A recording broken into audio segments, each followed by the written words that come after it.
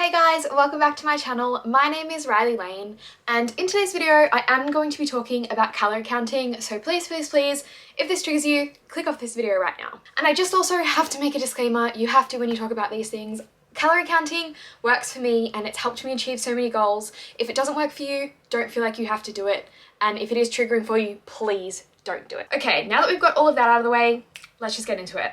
So first of all, when you are calorie counting, the biggest thing is to make sure that you have worked out the correct calories for you and you only and the goals you want to achieve. I've done a whole entire video on how to work out your calories, which I can leave linked in the cards, or there are plenty of calculators online that will help you work it out for you. So whether you want to lose weight, gain weight, you want to maintain, you want to do a body recomp, there's so many different goals, and that is just a whole entire separate video. So once you've figured out exactly what your goals are and what the right calories are for you, then you can start calorie counting.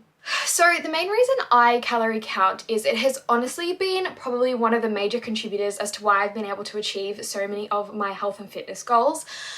Nutrition is such a big part of fitness, and if you aren't eating right, then you're probably not going to achieve your goals. So for me, a few months ago, I went through a cut where I was eating slightly less than I was burning, so that means I was losing body fat. And right now, I'm in a reverse diet, hopefully trying to get my calories up to then eventually gain more muscle.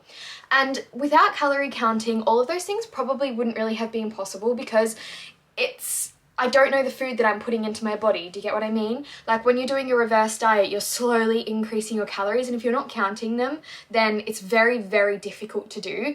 Now, calorie counting isn't the only way you can achieve your goals, don't get me wrong, and it doesn't work for everyone, but personally, for me, it's worked really well, and I really do think it's one of the major reasons why I have achieved so many of my goals. And if it works for you, then definitely do it, and I will give you all of the tips that you need to be able to just make it such an easy part of your life. Okay, so the very first thing I do is make sure that my meals are pre-planned, or at least some of my meals.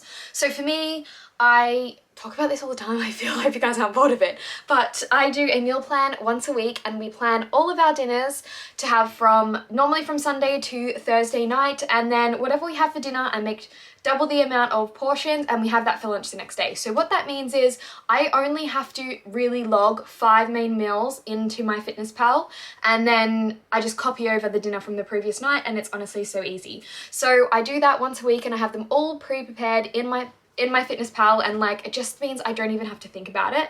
And when it gets to the morning of that day, what I do is always put dessert in. Guys, you're allowed to eat dessert every single night.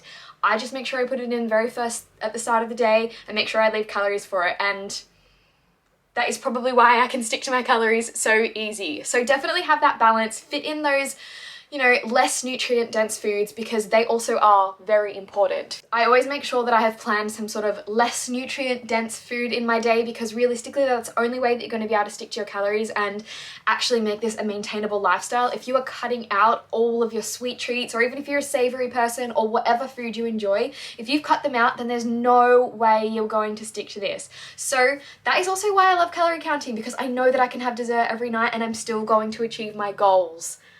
How crazy.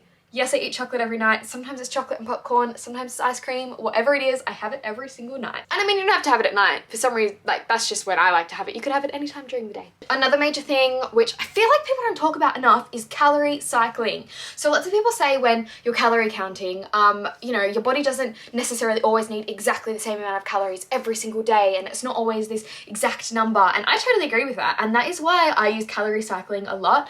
For example, this week, my calories have been pretty all over the place. I'm not gonna lie, I have increased my food and I've been struggling a bit to reach my calories. I've been eating a little bit under them for most days during the week. So once it came to the weekend, I just looked at my total calories for the week and I'm like, all right, how much more do I need to eat to make sure I hit my goals? So then on Saturday and Sunday, I went a couple of hundred calories over what my, you know, average calorie goal is for the day to make up for the ones that I didn't eat during the week.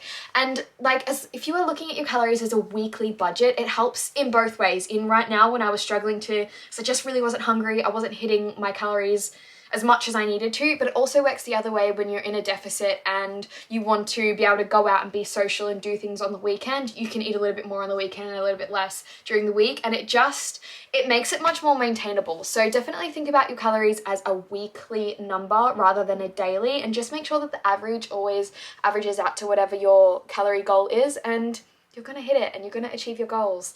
Your body doesn't just literally stop at midnight and go, okay, I'm gonna reset my calories. So it's okay to change them a little bit day for day as long as the average is what your goal is. Okay, then it also comes to looking at macros, and I know it can be so confusing when you very first start out. You're like, what the hell is calories, macros? Do I count them both? Like what?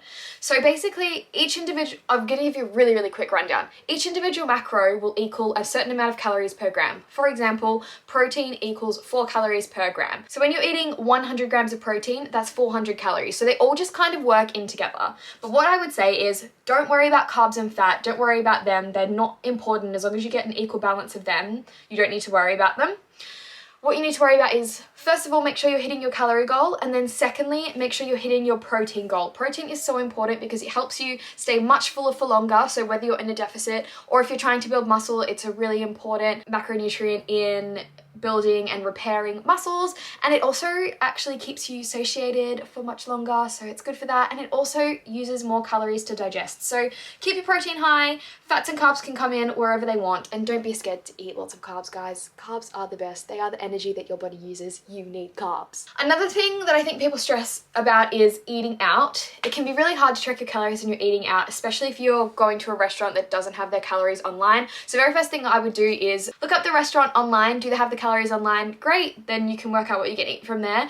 If they don't, then there's kind of like 2 ways you can go. You can just have that as a non-tracked meal and just don't worry about it. Eat whatever you want, move on. 1 meal a week is not going to put you off your goals. If you're doing it a few times a week or most days, then yeah, that's probably not good for you. But if you just want to have 1 meal out a week that you don't track, that is completely fine. But if you want to go the other way and maybe you do eat out a couple of times a week, then all I would do is just try and find a restaurant that is similar to what you're eating at. For example, the other weekend I went out for pizza with some of my friends, and it was like an individual, just a one restaurant type one restaurant, you know what I'm trying to say? There's just one of the restaurants, so they didn't have their calories or anything online, but I knew that the pizzas, I've been there before, I knew that the pizzas were very similar to a different one called Franco Manca, and there you can find their calories online. So I just went and looked up that website and I said, okay, Franco Manca is saying their pizzas are this many calories, I'll just pop this many calories in for this meal. And it's never going to be 100% accurate, but guys, if you want this to be a maintainable, sustainable way of living your life, then you just got to accept that and move on. So one of the biggest things is just being consistent in tracking your calories every day, obviously, and also just consistent in the way that you track. So for example, if you always track like raw meat, try to always track raw meat, or if you're cooking for multiple people and then you need to weigh it, then you need to track it cooked, then try to always track it cooked. It's just that, man, then that means when you're making changes, it's just nice and consistent and things aren't drastically changing, and maybe you're seeing weird results and you're not sure where they've come from. When your food and when your food is like consistently tracked in the same way, then you can just understand what changes you need to make and you can see the results from those changes. And one of the last things is try to always weigh out your food in the scales, rather than in measurements. Is that what I say? Like cup measurements or like teaspoons or wherever, because I mean, I'm sure you've seen lots of like examples of it, but you could like get a scoop, especially, do you know what the best example is? Protein. If you get a scoop of protein and right, they're saying 1 serving is 1 scoop, and then you pour it in, it is like never right. Because if you think about powder, it can be really, really compact and like squished down into that scoop, or it can be really lightly just sitting in there and it can be way less amount in the scoop. So just always weigh where you can, and if you can't weigh, don't stress, it's fine. But I would just say, you know, when you're at home and you're doing your food, always opt for weighing it over the actual measurement. And as my last tip, I just wanted to say, you can have a day off tracking and you won't ruin your progress. Don't let this stress you out. Don't let this be like a problem in your life. It's meant to be there as a tool to help you. So don't let it take over your life and consume your life. Do you get what I mean? It should just be something to help you and help you achieve your goals. It's not the be all and end all. And if it does stress you out, stop tracking. So guys, thank you so much for watching this video. I hope that I helped you out and gave you some tips on how you can make calorie counting much more easier in your life. So I will leave another video if you want to keep watching me on the screen. If not, I'll see you on my next one. Bye! Also, how cute is this jumper? I forgot to say something. It's Scrappy Doo!